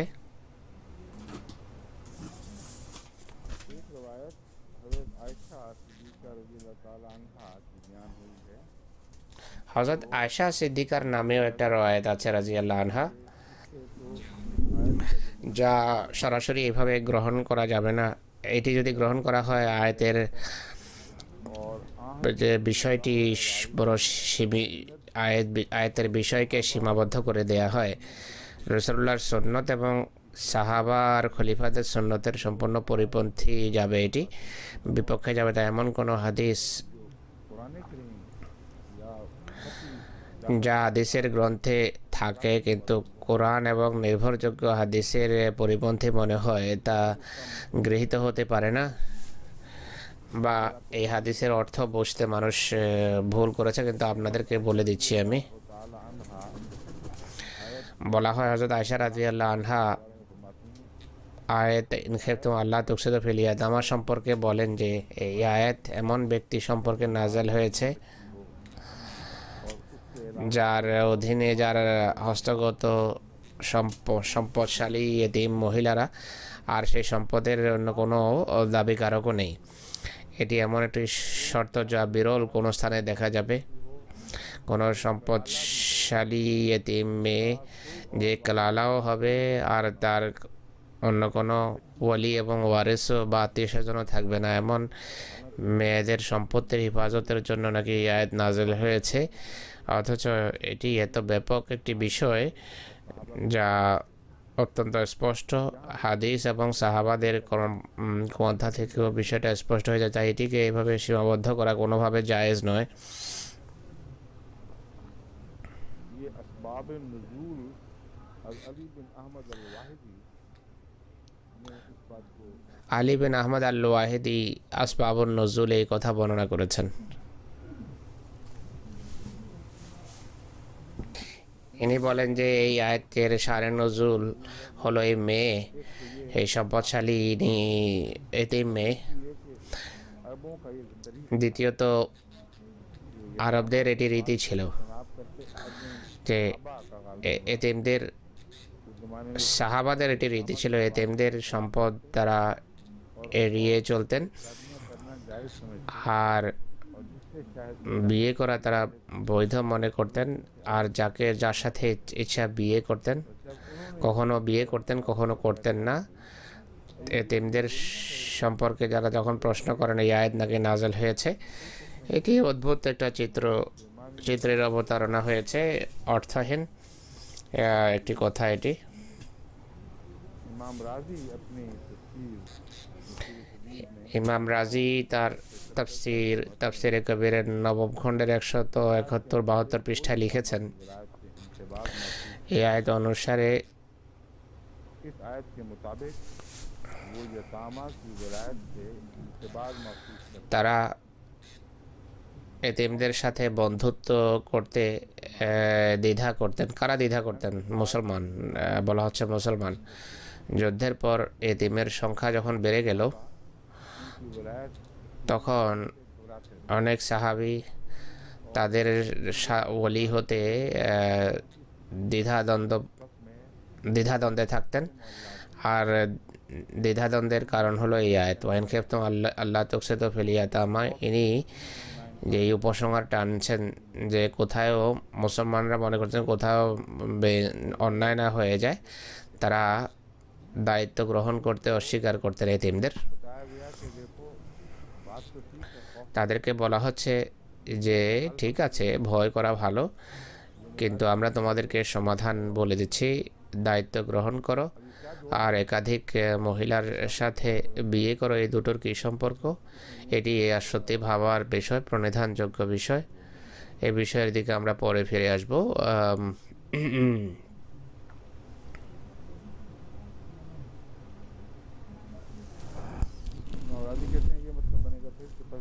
तुम्हारे लिए जायज़ हैं ইমামরা যে বলছেন और मुहर्रमात যে যে সমস্ত মহিলারা তোমাদের জন্য জায়েজ তাদের সাথে বিয়ে করো আর নিষিদ্ধ বিষয়ের কাছেও যেও না। ইনি বলছেন এটি अमात से तो तुम डरते हो कि उनके साथ नाइंसाफ़ी ना हो जाए। এর অর্থ হলো এতিমদের সাথে অবিচারের আশঙ্কা করো তোমরা। এমন ক্ষেত্রে दीन हालात তোমাদের কারণে কোথায়ও পাপ না ছড়িয়ে যায়, এমন পরিস্থিতি তোমাদের লাগামহীন হয়ে যাওয়ার আশঙ্কা আছে। তাই নিজেদের সম্ভ্রমের হেফাজতের জন্য একাধিক বিয়ে করো। के मुताबिक तो अजीब था ये फैसला बनता है कुरान करीम का। হুজুর বলছেন যে এটিও অদ্ভুত ব্যাখ্যা মনে হয়, বিষয় ভিন্ন আলোচিত হচ্ছে আর উত্তর দেওয়া হচ্ছে ভিন্ন। हाफिज़ ज़ाहिर कहते हैं कि निकाह वाजिब है और वो इसी आयत को इस्तेमाल कर আরেকজন বলছেন যে নিকা আবশ্যক, আর এই আয়াতের ব্যাখ্যা তিনি বলেন যে ফানকেহু মা তাবালাকুম মিন, এতে যে বিষয় এই আয়াত সম্পর্কে অতিরিক্ত যে সমস্ত কথা আছে তা পেশ করছি। कुरानी हदायत আমার যে অবস্থান ছিল তা কোরআনের আয়াত এবং হাদিস ইত্যাদি সম্পর্কে ইত্যাদির প্রেক্ষাপটে আপনাদের সামনে আমি বর্ণনা করেছি। এখন বিভিন্ন আলেমদের রায় তুলে ধরছি। মুফাসসিররা নতুন নতুন কথাও বলেছেন এই আয়াত সম্পর্কে। ফানকেহু মা তাবালাকুম মিনান নিসায়ে, আসহাবে জাহের বলেন যে নিকাহ আবশ্যক। এই আয়াত থেকে তিনি ব্যাখ্যা করেন ये वाज़े अम्र ফানকেহু হলো একটি নির্দেশ, এটি স্পষ্ট নির্দেশ, এটি করা আবশ্যক। ইমাম শাফির মতে এই আয়াতের কারণে কোনো নিকাহ বা বিয়ে করা আবশ্যক নয়। বিয়ে আবশ্যক হওয়ার অর্থ এটি করা যায় যে বিয়ে করবে না সে হারাম বা হারাম কাজ করবে বা অবাধ্যতার ভিতর মারা যাবে। এই আয়াতকে বিয়ে আবশ্যক এর প্রমাণ হিসাবে তিনি ব্যবহার করছেন, কিন্তু ইমাম শাফি বলছেন যে না, ফানকেহ হলো নির্দেশ। ফানকেহ যদি নির্দেশই হয়ে থাকে, ফে কেন এসেছে? এটি ফে আছে পিছনের কথার সাথে, এটাকে এর যোগসূত্র স্থাপনের জন্য। পিছনের কথা হলো যে যদি অন্যায়ের আশঙ্কা থাকে তাহলে ফানকেহু, এটি সাধারণ আলোচনা নয়, একটা বিষয় উঠানো হয়েছে, সমাধান পেশ করা হচ্ছে। সমস্যা হলো যদি এতিমদের সম্পর্কে, এতিমদের প্রেক্ষাপটে অন্যায়ের আশঙ্কা থাকে তাহলে বিয়ে করো। বিয়ে এটিকে সীমাবদ্ধ করতে হলে শুধু এই অর্থে করা যাবে। সাধারণ যদি সার্বজনীন করতে হয় তাহলে একাধিক বিয়ের প্রচলনকে গ্রহণ করার অর্থে। एक शादी एक এতিমদের রেফারেন্স ছাড়াও आयत इस्तेमाल किया जा सकता है, मगर একাধিক বিয়ের নির্দেশ সম্বলিত আয়াত গণ্য করা যেতে পারে, কিন্তু এই ব্যাখ্যা সঠিক নয় যে এখানে এনকেহু শব্দ নির্দেশ, তাই প্রত্যেক ব্যক্তির জন্য বিয়ে করা আবশ্যক এটি বলা হয়নি। না করলে সে অবাধ্য গণ্য হবে বা क्योंकि शादी অবাধ্য অবস্থায় মারা যাবে এমন নয়। बहुत से ऐसे मुहर्रिकात भी होते हैं और কেননা বিয়ের জন্য অনেক একাধিক কারণ এবং অনুষঙ্গ থেকে থাকে যা আবশ্যক, যা প্রত্যেক ব্যক্তির জন্য সম্ভব নয়। এক ব্যক্তি যে গরিব, যে দরিদ্র, এক ব্যক্তি যে দৈহিকভাবে এমন যে তার সাথে বিয়ে করার জন্য কেউ প্রস্তুত হয় না, তার অভ্যাস এমন যে তাকে বিয়ে করা আযাবকে ডেকে আনার নামান্তর। তাই এই কথা বলা যায় সবার জন্য এটি নির্দেশ, এটি সঠিক নয়। কয়েকদিন পূর্বে আমি ভ্রমণের সময় কারো সম্পর্কে বলেছিলাম যে কে বিয়ে কেন করান না, উত্তর পাওয়া গেল যে সে কাজই করে না, চাকরি নেই, বিয়ে কেমনি করবে? যদি কেউ চাকরি না করে এবং চাকরি না করার কারণে কেউ যদি তার সাথে কাউকে মেয়ে না দেয় তাহলে সে কি তার মৃত্যু হারাম মৃত্যু হবে বা অবৈধ মৃত্যু হবে? বিভিন্ন কারণ থেকে থাকে, বিভিন্ন কারণ এবং বিভিন্ন বিষয় বিয়েকে প্রভাবিত করে।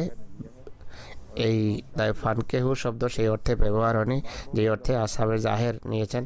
হযরত ইমাম শাফি খুব ভালো ব্যাখ্যা করেছেন। তিনি বলেন ওমাইয়াস্তাতে বিনকুম তওলান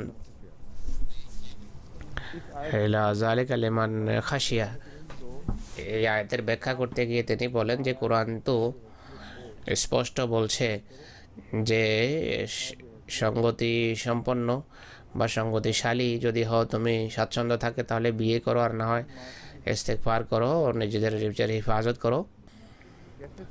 এই বিষয়ে এমন আয়াত থাকা সত্ত্বেও তুমি কিভাবে বলতে পারো যে কোরআন প্রত্যেক মুসলমানের জন্য বিয়ে করাকে আবশ্যক আখ্যা দিচ্ছে? তাফসীর রুহুল মাআনিতে লেখা আছে,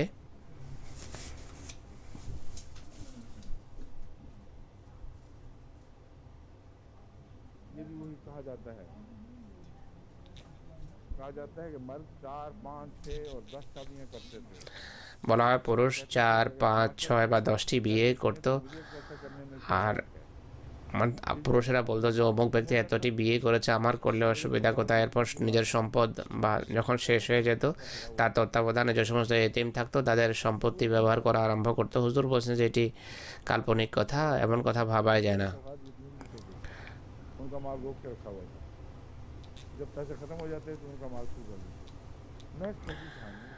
নিজের পয়সা শেষ হলে নাকি এতিমদের সম্পদ খাওয়া আরম্ভ করতো, এগুলো হুজুর বলছেন যে বাজে কথা। এতিমদের অলিকে বলা হচ্ছে 4-এর অধিক বিয়ে করবে না, যেন এতিমদের সম্পত্তির মুখাপেক্ষী হতে না হয়। যারা 4 বিয়ে করে তারা যদি এতিমের সম্পত্তির মুখাপেক্ষী হয় তাহলে কি করবেন, কে বাধা দেবে? যত বেশি সন্তান সন্ততি হবে, যত বেশি বিয়ে হবে ততই সন্তান বেশি হবে, সন্তান যত বেশি হবে ততই এতিমের সম্পত্তির জন্য আশঙ্কা বেড়ে যাবে। 4-এই কথা শেষ নয়, বরং উল্টো বিষয় এটি। এতিমদের সম্পত্তির সুরক্ষা আবশ্যক। আর বলা হচ্ছে পরিবারের যদি বড় হয়ে যায় এতিমের সম্পত্তি খেতে তোমরা বাধ্য হবে, এই কারণে নাকি এই আয়াত নাযিল হয়েছে। হুজুর বলছেন যে এমন অর্থ করা আসলে অর্থহীন।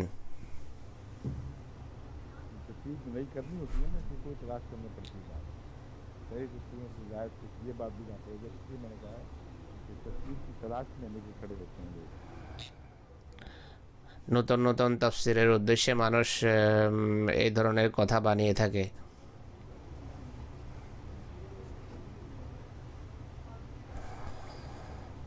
অর্থাৎ নতুন কোনো তাফসীর করতে চায় পূর্বের তাফসীরের তুলনায়, তাই নতুন কোনো পয়েন্ট প্রস্তাব করে। এক সাহেব আরও একটা অর্থ করেছেন এর, তাফসীর কাসেমি।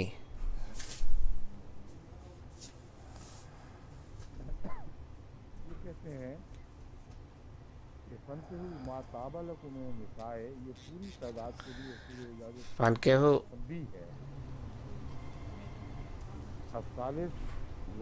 ফানকেহু মা তাবা লাকুম মিনান নিসায়ে।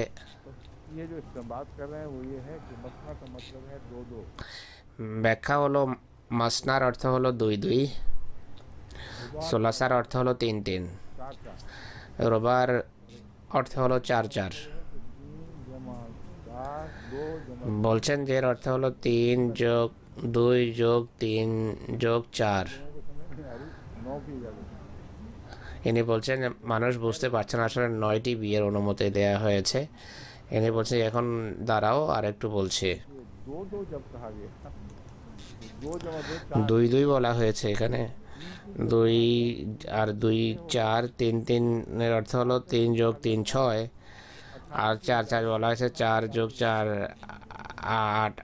8, 18টি বিয়ের অনুমতি নাকি দেয়া হয়েছে। অনর্থক 4টি নিয়ে বসে আছে। দেখুন তাফসীর কোথায় থেকে কোথায় যায় মানুষের।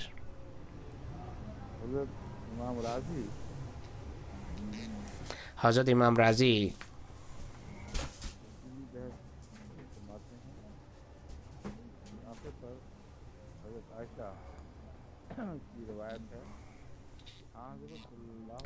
তার তাফসীরে হযরত আয়েশার উক্তি নকল করেন। রাসূলুল্লাহ বলেছেন যে আদনা আল্লাহ তাআলার অর্থ হলো জুলম করবে না। অন্য একটি রায়তে আছে যে কোনো একজনের দিকে সম্পূর্ণভাবে ঝুঁকে যাবে না। 4 বিয়ের অনুমতি ইনসাফের শর্ত সাপেক্ষে ইনসাফ প্রতিষ্ঠার উদ্দেশ্যে করো, এই নিশ্চিত শর্ত আরোপ করা হয়েছে যে দুই বিয়ে যদি হয়, একাধিক বিয়ে যদি হয়, একজনকে বাদ দিয়ে একজনের দিকে সম্পূর্ণভাবে ঝুঁকে যাবে না, আকৃষ্ট হবে না। তাহলে অর্থ করা হচ্ছে মহানবী সাল্লাল্লাহু আলাইহি সাল্লাম এর এই অনুবাদ হযরত আয়েশা পেশ করেছেন। তাজুরু অর্থ হলো একজনের উপর জুলুম করা আরম্ভ করবে না একজনকে বাদ দিয়ে। और इमाम राजी साहिब कशाफ का हवाला भी देते हैं। ইমাম রাজি কাশরাফের রেফারেন্স দিচ্ছেন। साहिब कशाफ का या उनकी बात खत्म होगी, मैं देखता हूँ না, হুজুর বলছেন আমি একটু দেখে নিই আসল কথা কি। माँ जकर हो साहिब कशाफ हुआ। इमाम राजी भी साहिब कशाफ का हवाला देते लिखते हैं। ইমাম রাজি কাশরাফের বরাত দিয়ে বলছেন कि जब उसके अयाल की कसरत होगी तो उसका जुल्म करना मुमकिन পরিবার পরিজন যখন বেশি হবে তার জুলমের বা অন্যায় করার আশঙ্কা থেকে যায়। तकवा पर कार তাই তৈয়ব এবং হালাল রুজির জন্য তাকওয়ার উপর প্রতিষ্ঠিত থাকা কঠিন হয়ে যায়। সূক্ষ্ম প্রশ্ন এটি যখন পরিবারের সদস্য সংখ্যা বেড়ে যায়, জীবিকার উপকরণ কম থাকে, এমন মানুষের জন্য হারাম আয় উপার্জনে জড়িয়ে যাওয়ার আশঙ্কা বেশি থাকে। কেননা চিন্তা করে যে বাচ্চাদের পেট কিভাবে ভরতে হবে, বৈধ অবৈধের তখন আর জ্ঞান কমে যায়। এই জন্য একাধিক বিয়ের অনুমতি নেই। যেখানে আদেশ আছে সেখানে নিষেধাজ্ঞাও আছে, আর নিষেধাজ্ঞার পাল্লা ভারী মনে হয়,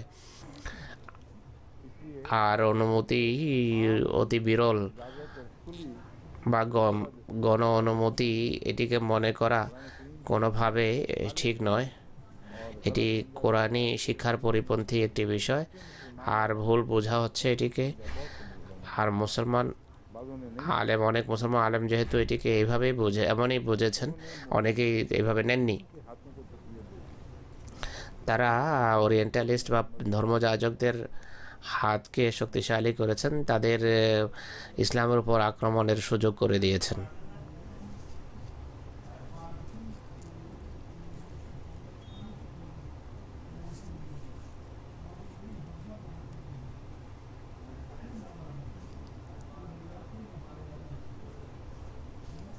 एक और मुफस्सिर तफसीर रूहुल मानी इसकी है। তাফসির রুহুল মাআনি, इन्होंने भी আল্লামা উলুসির রুহুল মাআনিতে ये कासिम সে কথাই বলেছেন যা তাফসির কাসেমে বলেছে। নয় বরং বলছেন যে 18টি বিয়ের অনুমতি দেওয়া হয়েছে এখানে। हज़रत इमाम बुखारी किताब तफसीर में হজরত ইমাম বুখারী কিতাবুত তাফসিরে হজরত ইবনে আব্বাসের একটি রওয়ায়াত উল্লেখ করেন। हज़रत इब्ने अब्बास के सिवा बाकी सब ने मसना व सुलासा হজরত ইবনে আব্বাস ছাড়া বাকি সকলে মসনা ওয়া সুলাসা আর রুবারে যে তাফসির করেছেন তা হলো 2 2, 3 3, 4 4। আর আরবরা রুবার বেশি অর্থ করতেন না, অর্থাৎ 4-এর অধিক বিয়ে করা যায় না। রোবার আগে যেত না, এর অর্থ কি? তার অর্থ হলো তারা রোবা পর্যন্ত বলতো, খুমাসা আর বলতো না। दो दो का मुहावरा जो है ये रुबा पे जाके ठहर जाता है और 5 के ऊपर इस्तेमाल नहीं होता। अरबी में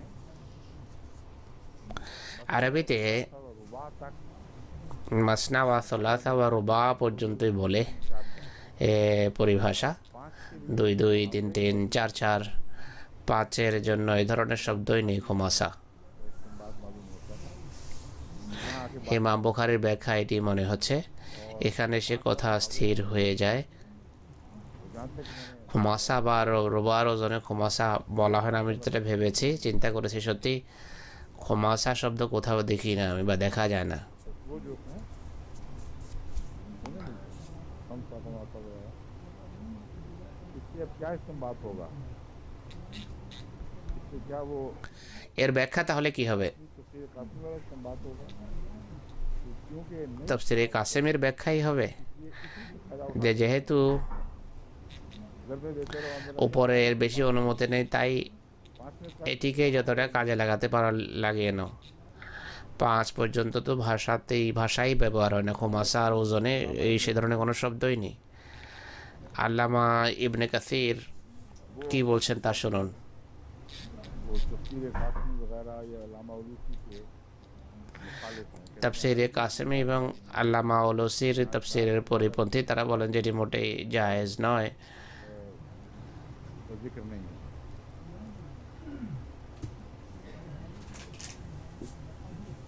अगर 4 से ज़ायद बीवियों का जमा करना जायज़ होता, 4-এর অধিক স্ত্রী একসাথে রাখা যদি বৈধ হতো তাহলে এর অবশ্যই উল্লেখ থাকতো। হযরত ইমাম শাফি বলেন যে মহানবী সাল্লাল্লাহু আলাইহি ওয়াসাল্লাম सल्लल्लाहु अलैहि वसल्लम के अलावा किसी और शख्स के लिए 4 से সাল্লাল্লাহু আলাইহি ওয়াসাল্লাম ছাড়া অন্য কোনো ব্যক্তির জন্য একাত্রে 4-এর অধিক বিয়ে করা বৈধ নয়। আরেকজন ফিকাহবিদের কথা তিনি উল্লেখ করেছেন, সেটি ব্যতিক্রম ধর্মী নির্দেশ রাসূলুল্লাহর জন্য। शाफी ने बयान फरमाई, इस पर जमहूर उलमा ইমাম শাফি এই যে কথা বর্ণনা করেছেন, বেশিরভাগ আলেম এ ব্যাপারে একমত। বেশিরভাগ আলেম একমত যে সাধারণ মুসলমানের জন্য 4-এর অধিক বিয়ের অনুমতি নেই। রাসূলুল্লাহর সুন্নত এটি তারই বিশেষত্ব। बयान करता है শুধু একটি শিয়া দল আছে যারা বলে যে 4 থেকে 9 পর্যন্ত বিয়ে করা যায়। बाद में कहा है कि बगैर हदबंदी के তাদের কতক বলেছেন যে কোনো বিয়ের কোনো সীমা নেই। হুজুর বলছেন যে সীমাহীন বিয়ের কথা এই জন্য বলেছেন যে 4-এর পর যেহেতু আরবিতে আর শব্দই নেই, তাই এখন যত ইচ্ছা বিয়ে করো,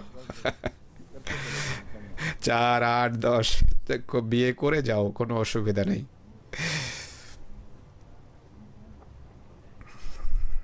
और बात तो हज़रत रसूलुल्लाह सल्लल्लाहु अलैहि वसल्लम की शेर আর অনেকেই রাসূলুল্লাহ সাল্লাল্লাহু আলাইহি ওয়াসাল্লামের এই সুন্নত অনুসারে 4 থেকে 9 পর্যন্ত বিয়ে করাকে আবশ্যক মনে করে।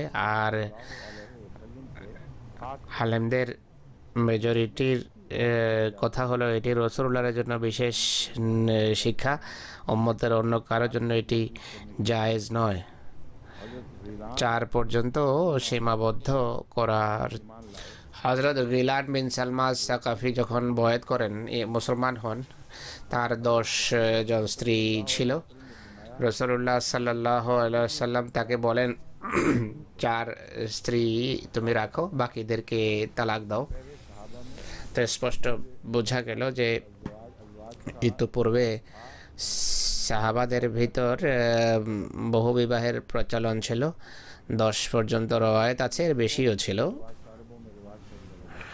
মুশরিকদের ভিতরে এই প্রচলন ছিল, আরবদের মাঝে এই প্রচলন ছিল। প্রশ্ন উঠেছিল যে কাকে রাখবো, কাকে ছাড়বো।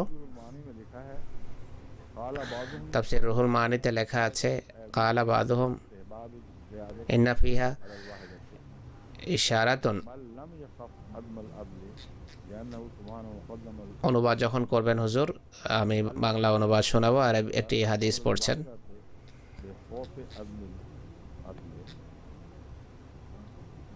ये जो कहते हैं इमाम रूहुल मानी वाले, बाद में রুহুল মানিওয়ালা বলেন, ज़्यादा शादियाँ কেউ বলেছেন যে এখানে उस शख्स के लिए এদিকে ইশারা যে একাধিক বিয়ে তার জন্য পছন্দনীয় যার বেইনসাফের ভয় নেই। আল্লাহ তাআলা একের অধিক বিয়ের বিষয়কে প্রথমে রেখেছেন আর এক বিয়ের কথা পরে রেখেছেন।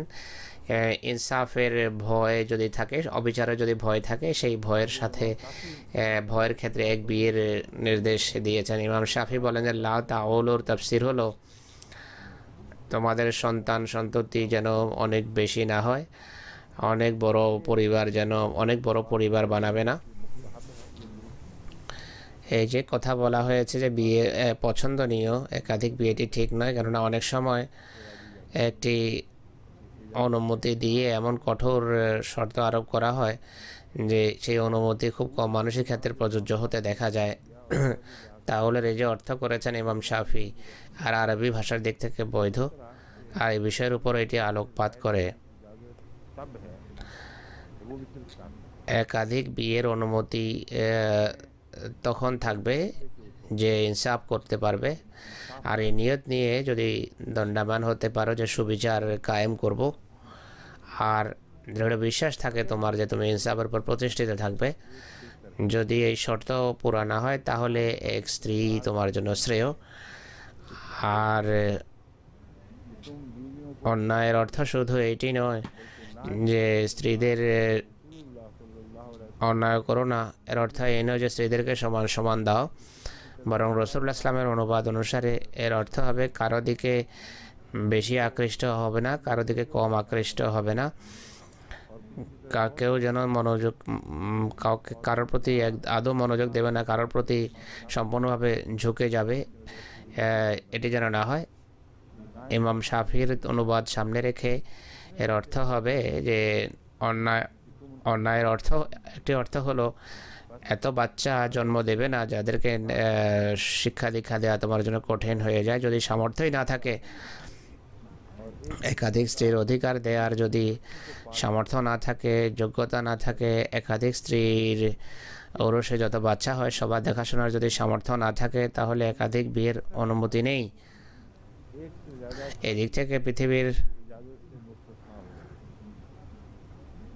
সংখ্যাগরিষ্ঠ শ্রেণী একাধিক বিয়ের অনুমতির গণ্ডির বাইরে চলে যায়, আর যারা সম্পদশালী তাদের ক্ষেত্রে দ্বিতীয় শর্ত প্রযোজ্য নয়, অর্থাৎ টাকা পয়সার অভাব হওয়া বা ঘাটতি থাকা, অর্থনৈতিক সমস্যা, সেই সমস্যার কারণে অধিকার প্রভাবিত হওয়ার এখানে আশঙ্কা নেই সম্পদশালীদের ক্ষেত্রে। এটি তাদের ক্ষেত্রে যদি প্রযোজ্য না হয় আর সানন্দে যদি সবার অধিকার দিতে পারে, এমন মানুষই অনেক সময় অন্যায় করে, অবিচার করে, আর বেশিরভাগ অন্যায় এবং অবিচার এমন সম্পদশালীদের হাতেই হয়ে থাকে। আমরা রইস বা সম্পদশালীদের বিয়েতে সবসময় এটাই দেখেছি। বিরল কোনো ব্যতিক্রম আপনি দেখবেন, আল্লাহর বিশেষ ভীতি বিরল কিছু সম্পদশালীর ভিতর থাকে। আর অধিকাংশ সম্পদশালী যারা বিয়ে করে তারা পূর্ববর্তী স্ত্রীদের তালাক দিয়ে দেয়, তাদের অধিকার পদদলিত করে। তাদের বিয়ের উদ্দেশ্য ন্যায় প্রতিষ্ঠা নয়, বরং অন্যায় করা আর কামনা বাসনার দাসত্ব। এমন মানুষ पहली आयत के पहले मजमून के ताबे मजाज ही नहीं है कि वो शादी करेंगे। আয়াতে বর্ণিত প্রথম শর্ত অনুসারে বিয়ে করার অধিকারই রাখে না।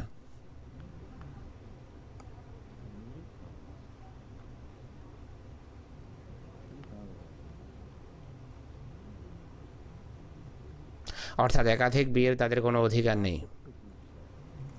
ওয়াইন খেফতুম আল্লাহ তুকসিতু ফিল ইয়াতামা, अगर तुम्हें ये खौफ हो যদি এই আশঙ্কা থাকে যে ইনসাফ বা সুবিচার করতে পারবে না, আল্লাহ তুকসিতু ইনসাফ করতে পারবে না, তাহলে তোমরা करने का मैलान हो তাহলে কি হবে? বিয়ে করবে।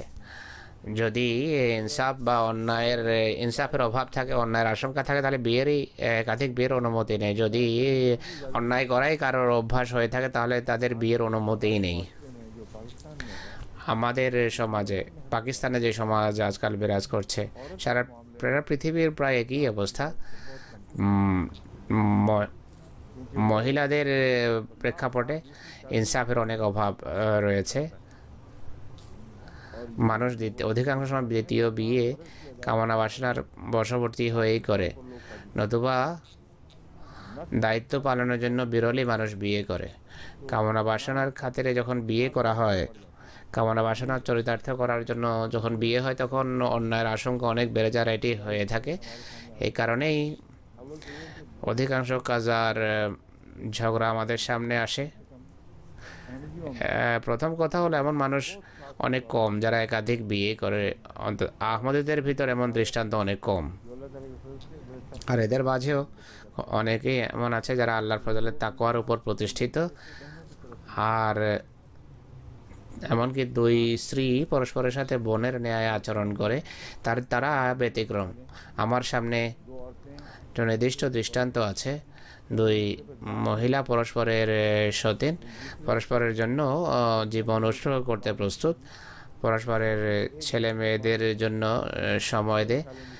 এরা এমন যে পরস্পরের জন্য দোয়া করে, এমন দৃষ্টান্তও আছে আমাদের সামনে। তো এই হলো ব্যতিক্রম, এক্সেপশন।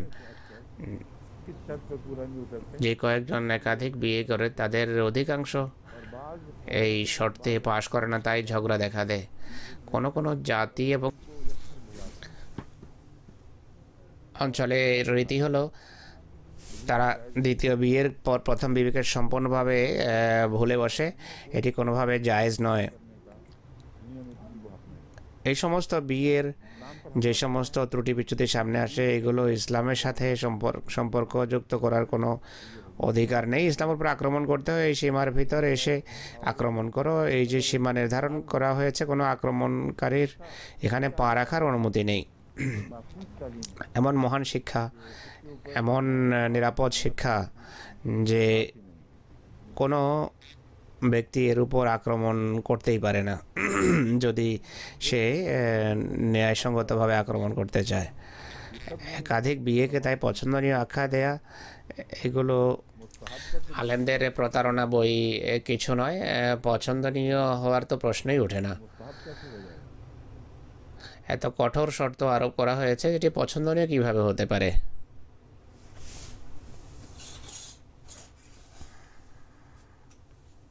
हज़रत शाफी ने इमाम शाफी ने कभी আল্লামা भी लिखा है कि শাফি ये मुराद भी है বেহরে মোহিত লিখেছে, इक़्तिसादी लिहाज से तुम्हें इस्तितार वरना যে অর্থনৈতিক দিক থেকে সচ্ছল হতে হবে তোমার, ये खतरा हो कि तुम फकीर নতুবা একটি যথেষ্ট হবে। যদি আশঙ্কা থাকে যে ফকির হয়ে যাবে, দায়িত্ব পালন করতে পারবে না, তাহলে আদৌ অনুমতি নেই একাধিক বিয়ে করার।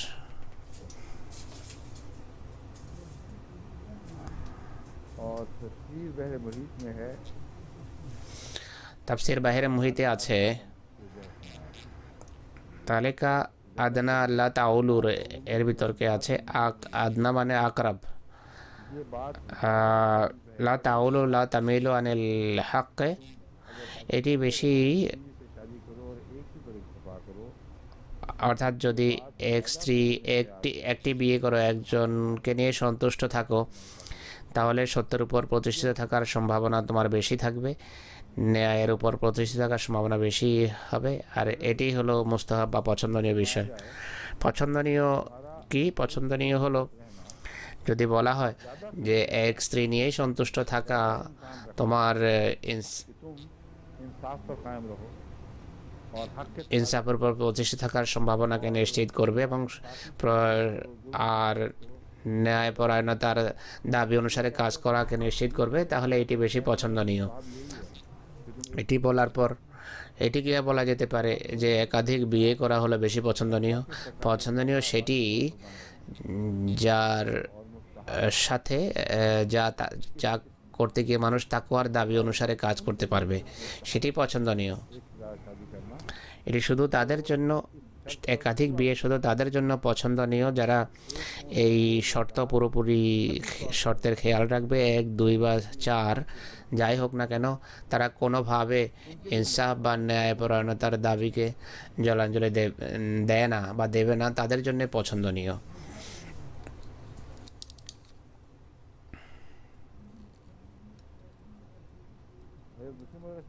ने जो इस आयत से करीमा का तर्जुमा किया হযরত মসিহ মউদ আলাইহিসসালাতু ওয়াসসালাম এই আয়াতে যে অনুবাদ করেছেন, आगे जब मैं तफसीर তাতে অনেক সূক্ষ্ম ইশারা আছে। আমি হযরত মসিহ মউদের তাফসীর যখন উপস্থাপন করব, সেই কথাগুলো আরও স্পষ্ট হয়ে যাবে আপনাদের সামনে। इस्लामी उसूल की फिलासफी जो ইসলামী নীতি দর্শনে হযরত মসিহ মউদ আলাইহিসসালাতু ওয়াসসালাম सफ़ा 27 पर यह है। हम मुख्तलिफ छपे हैं एडिशन, हो सकता है किसी जगह सफ़ा 27 जो 27তম পৃষ্ঠায় এটি আছে। বিভিন্ন এডিশনে ভিন্ন ভিন্ন পৃষ্ঠায় হয়তো হতে পারে। মসিহ ইসলাম বলছেন, ইন খেফতুম আল্লাহ তুকসিতু ফিলিয়াতাম আর অনুবাদ ইসলামী নির্দেশনে যা আছে তা হলো এতিম মেয়ে যাদের তোমরা ভরণ পোষণ বা দেখাশোনা করো তাদের সাথে বিয়ে করতে কোনো অসুবিধা নেই। কিন্তু যদি দেখো যে তারা যেহেতু লাওয়ারেস,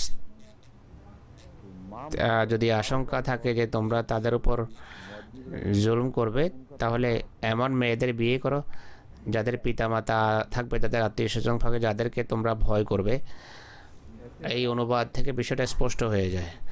এমন পরিস্থিতিতে এতে মেয়েদের সাথে বিয়ে করা অবৈধ নয়। এমন নয় যে তাদেরকে সময় তোমরা একা ছেড়ে দেবে, কিন্তু দেখে নাও ভালো করে যে যদি তোমার ধাত এমন হয়, যদি তোমার আশঙ্কা থাকে যে মেয়ের দেখাশোনার কেউ নেই, তার সমর্থনে কেউ নেই, তার সাপোর্ট করার কেউ নেই, আর তোমার অবস্থা এরকম যে তুমি তার সাথে যাচ্ছে তাই করার যদি আশঙ্কা থাকে, আর ধন সম্পদের বিষয়ে বা টাকা পয়সার বিষয়ে মহিলাদের বোধ বুদ্ধি পৃথিবীর অনেক দেশে পুরুষের তুলনায় কম, আর কোনো ক্ষেত্রে মহিলাদের আন্ডারস্ট্যান্ডিং অনেক বেশি। যেমন আফ্রিকার অনেক দেশের মহিলারা অর্থনৈতিক যে বোধ বুদ্ধি ভালো রাখে, কিন্তু সচরাচর অর্থনৈতিক বিষয়াদিতে পুরুষেরা ভালো মহিলাদের তুলনায়। যে মহিলার বিয়ে এমন স্বামীর সাথে হয় যে স্ত্রীর সম্পত্তির দেখাশোনা করবে বা নিগরানি করে, স্বামী এমনভাবে তা হজম করে ফেলে যে স্ত্রী বুঝতেও পারে না। সচরাচর এমন মেয়েদের পিতামাতা তখন দেখাশোনা করে। এখানেও ইংল্যান্ডে আজকের যুগে এমন ঘটনা ঘটে। অর্থনৈতিক লেনদেনের একটা ঝগড়ার কথা হুজুর বলছেন। যে ছেলের সাথে মেয়ের ঝগড়া হয়, সেই মেয়ের পিতা মাঝখানে এসে হিসাব নিকাশে নাক গলায়। আমি বললাম যে শ্বশুরের ব্যাপার কি, শ্বশুর কেন আসলো মাঝখানে, আপনারা নিজেরা কেন করেন না স্বামী স্ত্রী? সে ছেলে বলল যে আমার শ্বশুর বলছেন আমার মেয়ে এতে কিছু ইন্টারেস্ট আছে, কিন্তু মেয়ে যেহেতু অর্থনৈতিক তেমন একটা বোধ বুদ্ধি রাখে না, তাই আমি তার স্বার্থ রক্ষার বিষয়টি দেখার নিজেকে বেশি উপযুক্ত মনে করি। আর এটি অবৈধ নয়, কোরআনে এদিকে ইশারাও আছে। যদি ধূর্ততাবশত অন্যের ক্ষতি না করে আর ইনসাফের খাতিরে যদি নিজের মেয়েরকেও সাহায্য করে বা বোনের সাহায্য করে, মোটেই অবৈধ নয়, এটি অন্যায় নয়।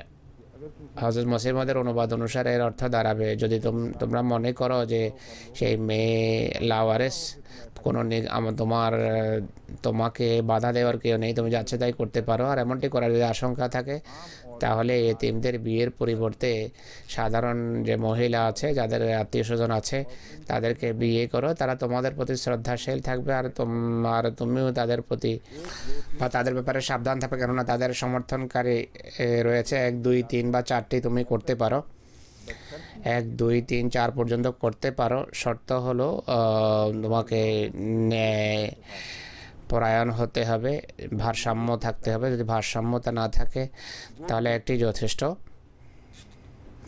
প্রয়োজন থাকলেও ইনসাফ যদি করতে না পারো, প্রয়োজন প্রাধান্য পাবে না।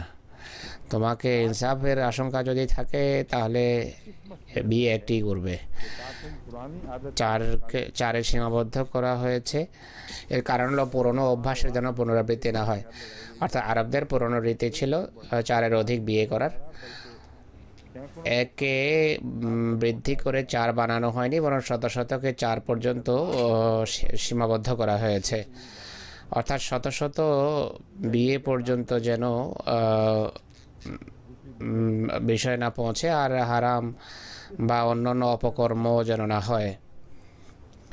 এই অনুবাদে সব কথা এসে যায়। তাফসীরের প্রত্যেক দিক এই অনুবাদ থেকে উৎসারিত হয়। এখন কতক মুস্তাশরিক বা ধর্মযাজকের কিছু মন্তব্য এবং তাদের কিছু অপলাপ আপনাদের সামনে আমি তুলে ধরব। এরপর এর উত্তর দেওয়ার জন্য আর কোথাও প্রয়োজন নেই। হজরত মসিহে মওদ আলাইহিসসালাম নীতিগত ইসলামের সমর্থনে বিভিন্ন খ্রিস্টান এবং আর্যের আক্রমণের মোকাবেলায় ইসলামের যেই ডিফেন্স করেছেন সেটি যথেষ্ট আমাদের নিজেদের পক্ষ থেকে। আর কোনো কঠোর শব্দ ব্যবহারের প্রয়োজন নেই। মনগোমরি ওয়ার্ড নামে লেখক আছেন, তিনি বলেন companion of the Quran based on Arberry's translation. That if each Muslim marries several wives, no girl orphans need be left in the inferior polyandrous condition. अब ये polyandrous का जो निकाला है इसने, এই ব্যক্তি বহু স্বামীর কথা বলে, যে আশ্চর্যজনক একটি কথা। কথায়ও পলেন্ড্রির কথা বা বহু স্বামীর বহু পতির কথা কোথাও উল্লেখ নেই। এই ব্যক্তি আসলে ভয়াবহ বিষোদ্গার করে ইসলামের বিরুদ্ধে। নতুন প্রজন্মের ইসলামের উপর যত আক্রমণকারী আছে, যাদের এই ব্যক্তি সৃষ্টি করেছে ধূর্ততার সাথে, তাদের পিতা এই ব্যক্তি। তার রীতি দেখুন আক্রমণের। কথা প্রসঙ্গে এটিও বলে দিতে চাই যে আরবির पेश करने की जरूरत क्या पेश आई? অনুবাদ সম্পর্কে কম্পেনিয়ন টু দ্য কোরআন লেখার তার কি দরকার ছিল? আরবি जिन्होंने माफी এমন একজন ধর্মযাজক, ওরিয়েন্টালিস্ট, যিনি অনুভব করেছেন যে কোরআনের ভিতর এমন অসাধারণ সৌন্দর্য রয়েছে, এমন অসাধারণ বাগ্যিতা রয়েছে যে और वो दस हैं वो যত অনুবাদ হয় कुरान करीम के हुक्म অত্যন্ত ত্রুটিপূর্ণ অনুবাদ কোরআনের সৌন্দর্য তুলেই ধরতে পারে না। अक्सर लोग তার মতে এর কারণ হলো गरीब रहना हाँ অধিকাংশ মানুষ ना हो इतना जरूरी करार दे আরবি টেক্সটের কাছে অবস্থান করতে চায়, অর্থ স্পষ্ট হোক বা না হোক, তারা এর উপর খুব জোর দেয়। অনুবাদের ভালো অনুবাদের পথে এটি বাধা হয়ে দাঁড়ায়।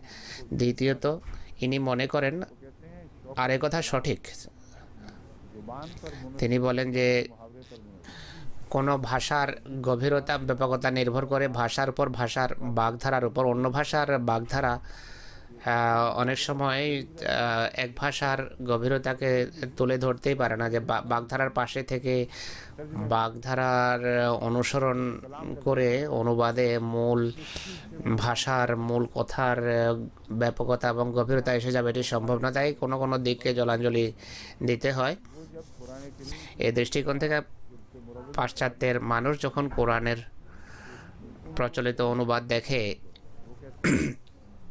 তারা আশ্চর্য হয়। खान के তারা বলে যে এমন গ্রন্থ যাতে দাবি করা হয়েছে যে এর গভীরতার বাগ্যিতার কোনো দৃষ্টান্ত দেখাও, একটা সূরা বা কয়েকটি আয়াতেই এমন উপস্থাপন করো। তারা বলে যে আমরা তো এতে কোনো কিছু দেখি না এমন কিছু। ऐसे लिखने वालों के कहते हैं जो तर्जुमा যারা শেক্সপিয়ার পড়ে, যারা এই ধরনের বই পড়ে, তারা বলে যে কোরআনের যে অনুবাদ আছে তাতে আমরা এমন কোনো কিছু দেখি না। আরবি বলেন যে যারা আরবি জানে তাদের এটি জানা আছে যে এটি মহান এক গ্রন্থ, ভাষা অত্যন্ত গভীর। আর আমি যে অনুবাদ করছি তা সেই সমস্ত বিধিনিষেধ থেকে মুক্ত যা অনুবাদকরা যে বিধিনিষেধের শিকলে অনুবাদকরা বাধা থাকেন। এটি কোরআনের অনুবাদের একটি চেষ্টা। আমি মূল থেকে কিছুটা বিচ্যুত মনে হলেও আমাকে ক্ষমা করা হোক, কিন্তু আমি মূল বিষয়কে উপেক্ষা করিনি। আমি চেষ্টা করব কোরআনের মূল বিষয় যেন উপেক্ষিত না হয়। আর তার সত্ত্বেও কোরআনের ভাষার যে গভীরতা এবং ব্যাপকতা সৌন্দর্য আছে তা যেন অনুবাদে প্রকাশ পায়। তিনি এইভাবেই অনুবাদ করেছেন। আমি যখন এখানে ছাত্র ছিলাম তখন প্রথমবার এই অনুবাদ ছেপেছে, প্রফেসর আরবির অনুবাদ। पहली दफ़ा उनसे तारुफ हुआ इसलिए मेरे दिल में बहुत उनकी इज्जत थी। আমার হৃদয়ে তার গভীর শ্রদ্ধা রয়েছে। এক ন্যায় বিচারক, ইংরেজ। তিনি অন্যায় আচার আচরণ পরিহার করে তিনি ন্যায়সঙ্গতভাবে অনুবাদের চেষ্টা করেছেন। চৌধুরী জাফরুল্লাহ খান সাহেবের সাথে ব্যক্তিগতভাবে তিনি পরিচিত ছিলেন এবং চৌধুরী সাহেবকে তিনি শ্রদ্ধা করতেন। এই বইয়ের প্রথম যে কয়েকটি খণ্ড ছাপে তার কিছু তিনি তার একটি চৌধুরী সাহেবকে দেন। চৌধুরী সাহেব অনুগ্রহবশত তা আমাকে দিয়েছেন। तर्जुमा क्या होता है? তিনি বলেন যে অনুবাদ কাকে বলে যদি দেখতে হয় এটি দেখেন, আর এই চেষ্টা কতটা সফল আপনি দেখুন। কোরআনের কিছু বাগ্মিতা এবং গভীরতা অনুবাদেও কিছু প্রকাশ পাওয়া উচিত। এই অনুবাদ অনেকের জন্য কষ্টের কারণ, কেননা এই অনুবাদে এক পাঠক গভীরভাবে প্রভাবিত হয়।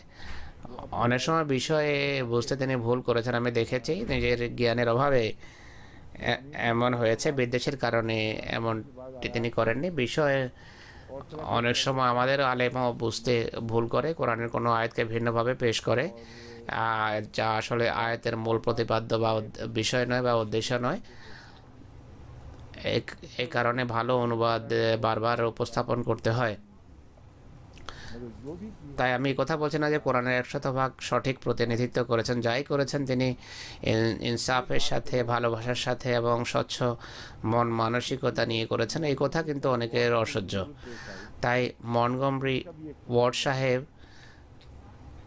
এর একটি কম্পেনিয়ন বানানোর প্রয়োজন অনুভব করেছেন, অর্থাৎ যেই নেক প্রভাব পড়েছে মানুষের উপর তা যেন মিটিয়ে দেওয়া যায়।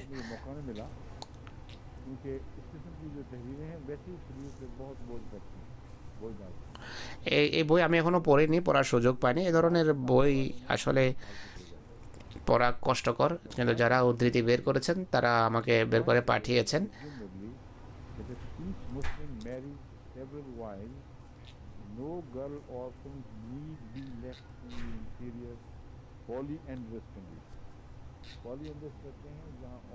ইনি পলিএন্ড্রির কথা বলছেন। পলিএন্ড্রি অর্থ হলো বহু স্বামী যারা করে, যে মহিলা বহুপতি যারা আছে। এমন কোন মুসলমান সমাজ ছিল যেখানে নওয়াজুবিল্লাহ এর রীতি ছিল, বা আরব সমাজ থেকে তিনি, বা আরব সমাজে এটি কোথায় ছিল যে কারণে ইসলামকে সমাধান পেশ করতে হয়েছে। আর বহু স্বামীর বিষয়ের সাথে সম্পর্ক কি, এটি এক সম্পূর্ণ বাজে কথা। পলিগেমির কথা হচ্ছে, পলিগেমি অর্থাৎ বহু বিবাহ ভিন্ন জিনিস। পলিগেমির অর্থ হলো একাধিক মহিলা বিয়ে করা। পলিএন্ড্রি বলা হয় একাধিক পুরুষকে বিয়ে করা।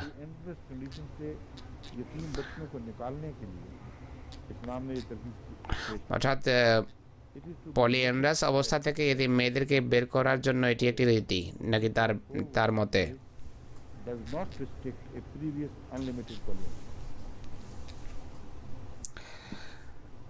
কত বিদ্বেষপূর্ণ কথা, রাগে বা ক্রোধে ফেনা ঝরছে ব্যক্তির মুখ থেকে। সে আরবির অনুবাদ পড়ে তেলে বেগুনে জ্বলে গেছে, যেমন কথা লিখবে কেন। আর আরবির অনুবাদের প্রভাব মেটানোর চেষ্টা এটি ইসলামের উপর আক্রমণ করছে। সেই কতক শিয়া সম্পর্কে যা বলা হয়